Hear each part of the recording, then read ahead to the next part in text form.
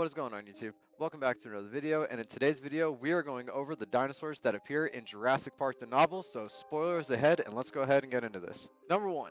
Apatosaurus. 17 Apatosaurus were bred for Jurassic Park in the novel. Apatosaurus basically is what replaced Brachiosaurus as the first dinosaur the group sees when they arrive to the island in the movie. That's replaced by Apatosaurus, is actually the dinosaur in the book. Only 12 of them survive to the end of the novel, unfortunately, so a little bit of a loss there. Number 2, Hadrosaurus. So 11 hadrosaurs were bred on the island, one of which we get to see being hunted and killed by the Tyrannosaur, basically replacing the Gallimimus in the movie. Only 4 of them actually make it to the end. Number 3, Maiasaura. 21 Maiasaura were originally bred. However, the Maiasaur are one of the dinosaurs shown to be breeding thanks to the amphibian DNA. By the time we see the Maiasaura, only one hatchling is left alive though, bringing the number up to 22 individuals.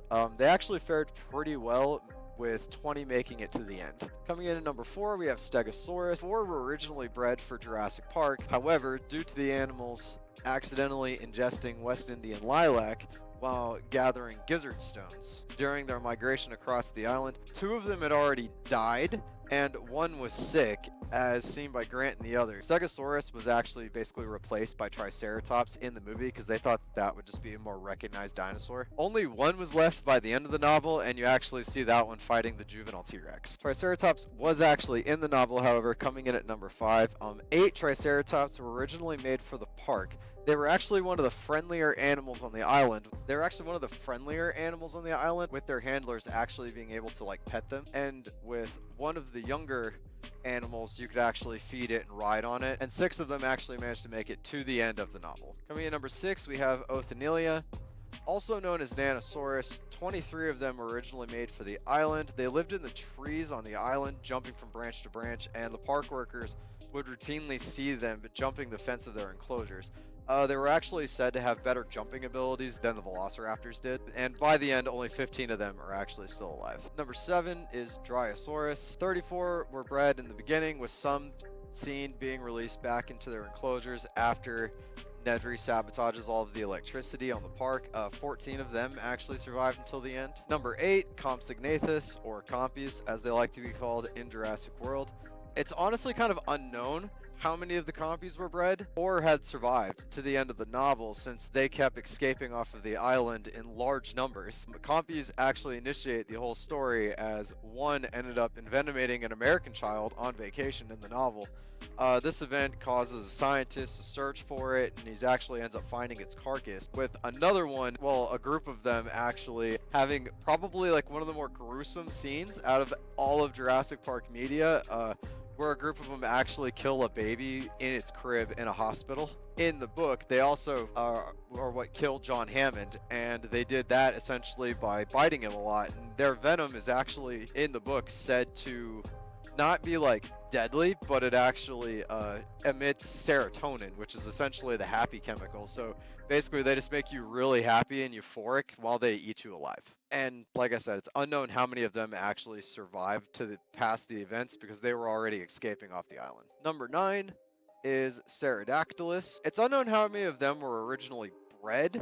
However, between 4 or 6 of them survive until the end. They were actually remarkably well depicted for their time in the novel, being shown to have feathers, and they weren't able to lift people off the ground like they do in the other Jurassic Park movies. They were, however, still really aggressive, attacking any of the workers that would go into their habitat, and they would do that by basically diving at the workers and knocking them out. Moving on to number 10, we've got Microceratops. 22 of them were made for the park. They kind of appear briefly in the treetops while the Grant and the kids are floating down a river.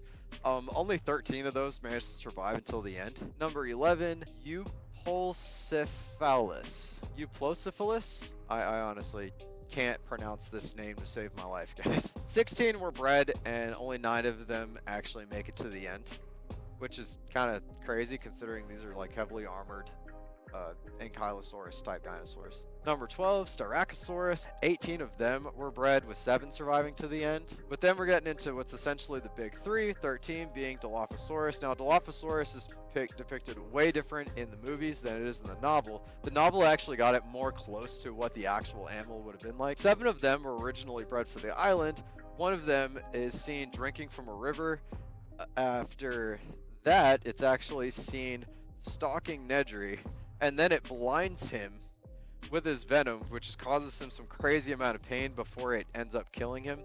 4 Dilophosaurus make it to the end, so they took a pretty solid hit as well. Then we're getting into everybody's favorite, number 14, Tyrannosaurus. Now, the novel actually depicts 2 Tyrannosaurus, where the movie just gives us Rexy. So 2 are seen in the novel, with both of them surviving until the end. Neither of them actually die throughout the events. Got a 2-year-old juvenile and a larger 6-year-old Tyrannosaurus that's actually attacks the group on a river by swimming, and they left that out in the movies. That's actually kind of later repurposed into the river attack scene in Jurassic Park 3 from the Spinosaurus, and I really wish they would have kept that in the movie. I think it just would have added a whole other element of danger to it, but man, you kind of get what it is. But in the novel, you get to see their actual power when the older one just basically picks up the car with its teeth and just throws it. And obviously that was semi-depicted in the movie with the car attack scene. This one also is the one that ends up breaking Malcolm's leg, similar to in the movie. Malcolm actually said that it could have killed him, but its heart just kind of wasn't in it. This is also the one that we see attack and kill the Hadrosaur. And we see the younger Tyrannosaurus rip somebody's leg off, and it's actually last seen fighting the remaining Stegosaurus. And then number 15, Velociraptors. So 8 raptors were originally bred on the island, and they were actually one of the most successful breeders, bringing the total to 37 before the story starts. And essentially, no one actually knew that they were breeding because the younger ones would be small enough to escape the enclosure, and they created a wild pack led by an alpha female, which is actually repurposed for Jurassic Park 3 as well. That's sort of repurposed from the novel. These, however, were just the ones that remained on the island, as some were seen hiding out on ships and actually making it to the mainland like the compies did. So they were escaping too, at least the babies were. So basically, the Velociraptors were, in my opinion, the most dangerous animals cloned on the island. One actually mauls a construction worker and severely injures him, and that's also kind of the first scene you see in the movie. And once they're set free by Nedry, they essentially just go on a killing spree. They show great intelligence, they set traps for Ellie, Muldoon, Gennaro, as well as being able to climb trees, jump multiple stories into the air, and essentially they show their intelligence. When the group first sees them, the ones that are in captivity, one just stands in plain sight and waits for the group to get closer so they can take a closer look at it, and then 2 of them would attack from the sides. Now that's also kind of repurposed into the movie, where Alan Grant explains their hunting behaviors. And then they actually use that trick later on to try and take out the humans, which once again is also repurposed for the movie where they kill Muldoon. But now, though very intelligent, they aren't infallible. Tim actually manages to trick one into going into a freezer like in the movie.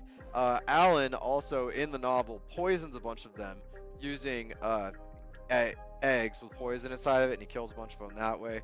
And obviously they're not invulnerable. Muldoon in the novel is actually shown to be a little bit more of like upfront than he is in the movie. He actually manages to shoot one and kill it with a gun, and then he shoots one's leg off with a rocket launcher. By the end of the novel, none of the captive raptors that they had survived, and basically 27 of them were still alive on the island, all of them the wild raptors, and that's not including the ones that actually managed to get off the island. Unfortunately though, all of those numbers that I can give you guys, which the novel actually does give us really great accounts and numbers, unlike the movie does, none of that actually matters because in the novel, spoilers ahead, if you haven't read the novel, I would suggest going to read it. All of the dinosaurs in the novel die, at least on that island. The island is actually bombed, and all of the assets on the island are killed in the novel. Because Mark Crichton didn't know if he was going to actually do a second novel. He only did the second novel because Spielberg asked him to, so he could make another movie. But those are all the dinosaurs that appear in Jurassic Park, the novel. I hope you guys enjoyed the video, and I just want to give credit where credit is due. A lot of the information I got for this actually came from the Dino Facts over on YouTube. He does a great video where he just straight up one-to-ones the book versus the movie, and I would suggest watching his video. It's where a lot of the information from mine came from, but I just kind of broke them apart into 2 separate videos. So please go over there and show them some love. And I'll also leave the link to his video in the description down below. But once again, guys, if you've made it this far, please drop comments down below if you guys knew any of this about the novel, what you guys would like to see me cover about Jurassic Park next. If you guys would like to see more Jurassic Park videos, please remember to hit that like button, hit the subscribe button, turn on the notification bell so you never miss another video from me, and I will see you guys in the next video.